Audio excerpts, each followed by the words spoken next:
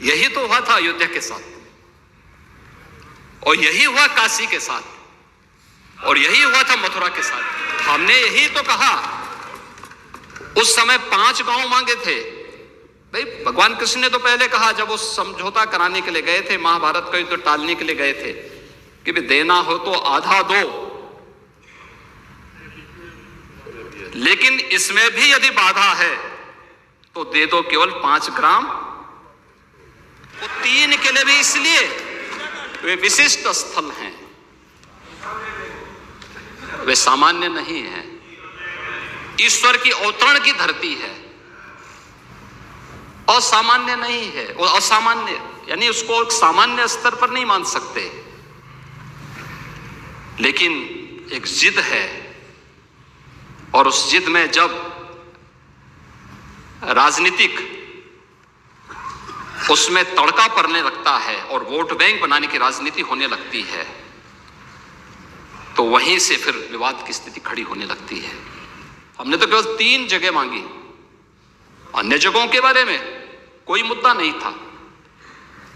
अयोध्या के लिए, और देखिए अयोध्या का उत्सव लोगों ने देखा तो नंदी बाबा ने भी कहा, भाई हम काहे इंतजार करें,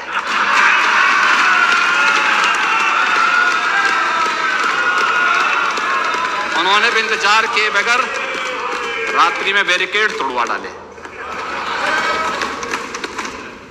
और हमारे कृष्ण कन्हैया कहां मानने वाले हैं।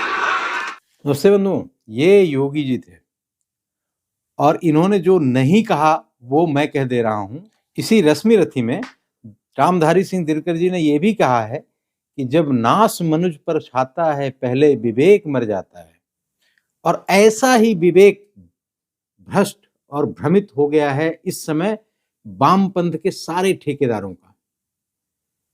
इरफान हबीब, जो इस वामपंथ के इतिहासकारों के सबसे बड़े पुरोधा हैं, जिनके पिताजी मोहम्मद हबीब ने पूरा वामपंथ का फ्रेमवर्क किया और जिन्होंने पूरे इतिहास को चौपट कर दिया, इनका स्टेटमेंट आता है और ये कहते हैं कि जी 300 साल पहले, ये तो मानते हैं कि भाई मथुरा और काशी के मंदिरों को औरंगजेब ने ध्वस्त किया, लेकिन वो कह रहे हैं कि जी 300 साल पहले ध्वस्त किया गया था, इसको फिर से मुकदमेबाजी की क्या जरूरत है, और इसको फिर से वही गलती दोहराई जा रही है कि मस्जिद से मंदिर में कन्वर्ट किया जा रहा है। भाई वो कभी मस्जिद थी ही नहीं, वो बिना मतलब की मस्जिद मस्जिद करते रहते हैं ये लोग। जो ज्ञान वापी है, ज्ञान वापी ये काशी विश्वेश्वर का स्थल है, जिसको जबरदस्ती वो ढांचा देख के दुनिया में हर आदमी को पता है कि ये मंदिर को एक घटिया सा गुंबद बना के कन्वर्ट करने का प्रयास किया था औरंगजेब ने, जो एक बदनुमा दाग है हिंदू समाज के इस हजारों साल के इतिहास पर। और उसको इरफान हबीब जैसे लोग ये कहने का प्रयास, समझाने का प्रयास कर रहे हैं कि जी हिंदू गंगा जमनी तहजीब के लिए, हिंदू मुस्लिम भाईचारे के लिए इस तरह के आक्षेप को, जहां पे कुतुबुल इस्लाम दिखाने के चक्कर में इस तरह के मंदिरों को हमारे भ्रष्ट किया गया और तोड़कर वहां पे मस्जिदें बना दी गई, उसको आप लोग भूल जाओ जी, और वो जैसे है वैसे रहने दो। योगी जी ने बहुत अच्छे से, बहुत कम शब्दों में बड़े स्पष्टता से रखा, और उन्होंने बताया कि कैसे हम लोग सिर्फ 3 स्थानों की मांग कर रहे थे और किसी स्थान की बात नहीं थी, जो आजकल ये नैरेटिव गढ़ा जा रहा है। और मुस्लिम स्कॉलर ज्यादातर इस तरह से चिल्ला चिल्ला के बताते हैं कि अब तो नैरेटिव ये बन गया है जी कि 3 नहीं 30,000 नहीं बचेगी एक भी मस्जिद और मजार। ये इस तरह का नैरेटिव भड़काने के लिए, मुस्लिम को यूनाइट करने के लिए, और अननेसेसरी की इस तरह से बातें चल रही हैं कि जी मुसलमान चूंकि प्रदर्शन नहीं कर रहा है, सड़कों पे नहीं आ रहा है, इस वजह से ये सारा मामला मुसलमानों के विरुद्ध जा रहा है, जबकि सब जगह साइंटिफिक सर्वे, वैज्ञानिक सर्वे हो रहा है। भारतीय पुरातत्व विभाग जो है भारत की, ASI, वो सर्वे कर रही है, वो उसके आधार पे बाबरी का भी निष्कर्ष आया, जो जहां पे भव्य राम मंदिर बनकर तैयार हो गया है, लोग दर्शन कर रहे हैं, और 15 दिन में करीब 35 लाख लोगों ने दर्शन किया है। लेकिन कट्टर जिहादी जो मुस्लिम संप्रदाय है भारत में, जो जैसे बरेलवियों का एक पूरा सेक्ट है, सलीम है, इंजीनियर सलीम कहता है, उनका उनका सुन लीजिए 2 सेकंड की बात। वो आज भी मानने के लिए तैयार नहीं है कि बाबरी मस्जिद का कानून के हिसाब से उनको जो हिंदू पक्ष में फैसला आया वो कानून के हिसाब से है। इस तरह से भ्रमित करने का प्रयास वो पूरे समाज को कर रहे हैं और चिल्ला चिल्ला के ये कह रहे हैं कि मस्जिद छीन ली गई, बाबरी मस्जिद हमसे उसको शहीद कर दिया पहले, फिर हमसे छीन ली गई। इस तरह के बहुत सारे कार्टून आपको मार्केट में मिल जाएंगे इस तरह की बकवासबाजी। नहीं गई है, बाबरी मस्जिद छीनी गई है। बाबरी मस्जिद कानून की आड़ लेकर छीनी गई है। ये अलग बात है कि कानून का एहतराम करते हैं लोग, लेकिन वो नाइंसाफी हुई है। वो फैसला जरूर है मगर नाइंसाफी का फैसला है, और ये बात हम कहते हैं। इत्तेहादे मिल्लत काउंसिल का तौकीर रजा बरेलवी ये तो कह रहा है कि इस समय जो आतंकवादियों की, गुंडों की सरकार है, ये इसके प्रभाव में ये सब काम हो रहा है, हम लोग जवाब नहीं दे रहे हैं। ये भड़काने पे लगे हुए हैं पूरे मुस्लिम समुदाय को और कह रहा है कि हमारे सब्र को बुज़दिली न समझी जाए। इसीलिए रामधारी सिंह दिनकर जी ने लिखा है कि जब नास मनुज पर छाता है पहले विवेक मर जाता है। लेकिन इन सब चीजों के पीछे जो सबसे बड़ा षड्यंत्र करने वाले एक कौम, एक इदारा था, वो था भारत का इतिहास लेखन, हमारे वामपंथी इतिहासकार, जिसमें यही मोहम्मद हबीब और इरफान हबीब जैसे लोग और इनके साथ देने वाले सतीश चंद्रा, रोमिला थापर, आर.एस. शर्मा, ए.के. निजामी, बिपिन चंद्रा जैसे लोग, इन लोगों ने पूरे मध्यकालीन इतिहास को, यहां तक कि भारत के पूरे इतिहास को इस तरह से विकृत कर दिया, इस तरह से प्रेजेंट किया कि जो विदेशी आक्रांता या इस्लामिक हमलावरों का जो रक्त रंजित इतिहास रहा है, जिन्होंने मंदिरों को भ्रष्ट किए, तोड़े, हमारे देश में जबरदस्ती कन्वर्जन कराया, इस्लाम जबरदस्ती ग्रहण करवाया, जबरदस्ती तलवार के दम पर लोगों से सलवार पहनाई, ऐसे इस्लामिक आक्रांताओं को महिमा मंडित करना, उनको ग्लोरीफाई करना, ये इनका परम कर्तव्य बन गया जब से हमारे देश में, भारत में इतिहास लेखन की परंपरा इन वामपंथियों के हाथ में कांग्रेस ने सौंप दी और इन्होंने अपनी पूरी ताकत बाबर, अकबर, औरंगजेब को सेकुलर साबित करने में लगा दिया, झोंक दिया। और इसी तुष्टीकरण का परिणाम था जब उस ढांचे को कार सेवकों ने गिराया था, क्योंकि उससे पहले मुलायम सिंह यादव ने वहां पे कार सेवकों पर गोली चलवाई, कितना अत्याचार किया, अयोध्या को आज तक डेवलप नहीं होने दिया। इन्होंने, इन इतिहासकारों ने हिंदुओं के आराध्य देवों को इस तरह से दिखाने का प्रयास किया जैसे ये काल्पनिक हो। आर.एस. शर्मा जैसा इतिहासकार, इन्होंने लिखा कि 2000 साल पहले अयोध्या में तो कोई मानव बस्ती ही नहीं थी और ये सब पुस्तकें हमारे समय में, हमारे विश्वविद्यालयों में और आज भी बहुत रिकमेंडेड पुस्तक मानी जाती हैं। इन्हीं को पढ़ के आप यूपीएससी और पीसीएस का एग्जाम दे सकते हो। इन्हीं सब पुस्तकों को पढ़कर जो ये बिपिन चंद्रा, ए.के. निजामी और इरफान हबीब, रमेश चंद्रा, ये इन लोगों के इतिहास को, इनकी पुस्तकों को ही पढ़ के आप कोई भी एग्जाम क्वालिफाई कर सकते थे।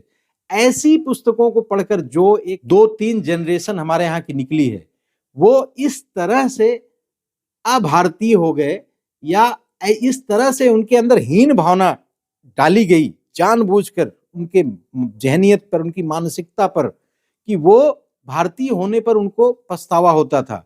उनको ब्रिटिशर्स का गुलाम बनाने के लिए ब्रिटिश को ग्लोरीफाई किया गया और इन्होंने एक ऐसी जमात पैदा कर दी भारतवर्ष में जो अपने आप को हमारी प्राचीन सभ्यता, जो संस्कृति थी, उससे अपने आप को जोड़ने में बहुत मुश्किल। आज भी कई लोग इसका विरोध करते हुए आपको मिल जाएंगे, जो कि हमारे स्थापित धार्मिक स्थल हैं और सब जानते हैं, हिंदू, मुसलमान, सिख, ईसाई, बौद्ध, सबको पता है कि ये स्थल तोड़ के, मंदिर को तोड़ के मस्जिद बनाई गई। 3 स्थल प्रमुख थे जिसके लिए सारा संघर्ष चल रहा था शुरू से ही।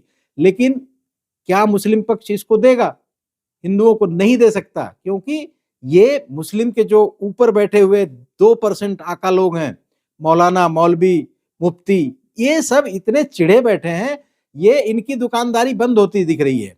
इनको जबरदस्ती गंगा जमनी तहजीब का ढोंग कर करके इन लोगों ने इस देश में ऐसा जहर घोल रखा था और खास करके बहुसंख्यक वर्ग को इस तरह से दबा कर रखा था कि भाई आपको तो सेकुलर बनने का मतलब अपने देवी देवताओं को गाली दो, अपने देवी देवताओं को मत मानो, अपने संस्कारों को, अपने प्राचीन चीजों, जो हमारे प्राचीन परंपराएं हैं, उससे घृणा करो, वो अच्छी चीजें नहीं है। ये एक भर दिया गया हमारे दिमागों में, जिसकी वजह से आज हमारे बीच का एक वर्ग है जो कहता है कि यार मंदिर मस्जिद से क्या होगा, इससे कोई अस्पताल बनवा दो, इससे कोई लाइब्रेरी बनवा दो, कुछ डेवलपमेंट का काम करो।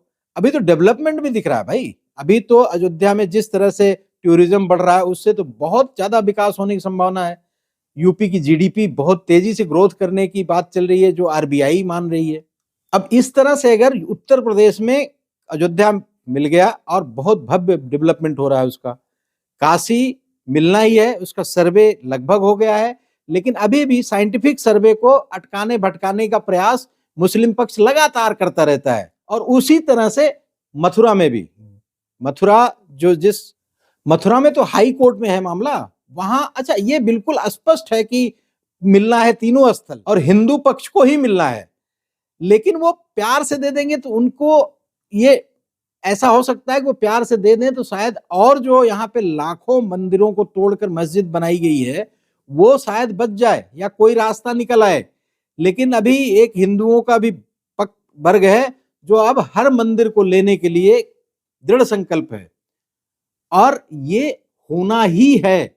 और ये सारे मंदिर लेना भी चाहिए, क्योंकि ये जबरदस्ती कब्जा किया हुआ, एक मिसाल कायम करना जरूरी है। भाई कोई आपके घर में घुस के कब्जा कर ले तो उसका वो थोड़ा हो जाएगा घर, लेकिन नहीं, इनकी मानसिकता कुछ वर्ग की, सारे मुसलमानों की नहीं, इनकी वो जो इनके उलेमा और मौलवी लोग हैं, ये मानते हैं कि सारी पृथ्वी तो अल्लाह की है। इन्होंने तो बड़े बड़े बैलूम में बड़ी सारी पुस्तकें लिखी हैं, नफरत के अहकामात, उसमें हिंदुओं से कैसे नफरत की जाए, या गैर मजहबी लोग जो, और दूसरी तरफ बहुत सारे राष्ट्रवादी इतिहासकार रहे हैं जिन्होंने बहुत ही न्यूट्रल ढंग से बहुत सारे ग्रंथ लिखे हिस्ट्री के, लेकिन उसको प्रमोट नहीं किया गया, उसको पढ़ाया ही नहीं जाता हमारे देश में। उनसे क्वेश्चन नहीं बनेंगे तो विद्यार्थियों को रिकमेंड नहीं किया जाएगा, तो रिकमेंड नहीं किया जाएगा तो वो पढ़ेंगे नहीं तो सीताराम गोयल जैसा आदमी, जिन्होंने इतिहास पे इतना अगाध, उनकी पकड़ इतनी थी, उन्होंने एक पुस्तक भी लिखी थी, what happens temple in India. उसमें भारत के मंदिरों के तोड़ने का एक क्रमवार वर्णन है, जिसमें करीब लगभग 30,000 मंदिरों को, 30,000 या 3,000 मंदिरों के तोड़ने का बिल्कुल डिटेल में वर्णन दिया गया है। वो पुस्तक है मेरे पास में, उसका डिटेल किसी दिन बात करेंगे हम लोग। बनारस में ही ज्ञानवापी के अलावा 5 और ऐसे जगह स्थान है जहाँ पे औरंगजेब ने मंदिर तोड़वा के वहां पे मस्जिद का निर्माण करवाया। इसीलिए योगी जी ने ये भी कहा कि दो न्याय अगर तो आधा दो, यदि उसमें भी कुछ बाधा हो तो दे दो केवल 5 ग्राम, रखो अपनी धरती तमाम, वहीं खुशी से खाएंगे, परिजन पर अस न ओढ़ाएंगे। और दुर्योधन वह भी दे न सका, आशीष समाज की ले न सका। और इसी क्रम में जो बाबा जी ने, योगी जी ने नहीं कहा, वो था कि जब नाश मनुज पर छाता है, पहले विवेक मर जाता है। और आगे बहुत सही कहा है रामधारी सिंह दिनकर ने, हित बचन नहीं तूने माना, मैत्री का मूल्य न पहचाना, तो लो मैं भी अब जाता हूं, अंतिम संकल्प सुनाता हूं, याचना नहीं अब रण होगा, जीवन जय या कि मरण होगा। तो ये वीडियो आपको कैसी लगी? इसको पसंद आई हो तो इसको शेयर करें, मेरे चैनल को सब्सक्राइब करें और बेल आइकॉन भी दबा दें और लाइक भी करें। धन्यवाद बंधुओं। वंदे मातरम। जय हिंद।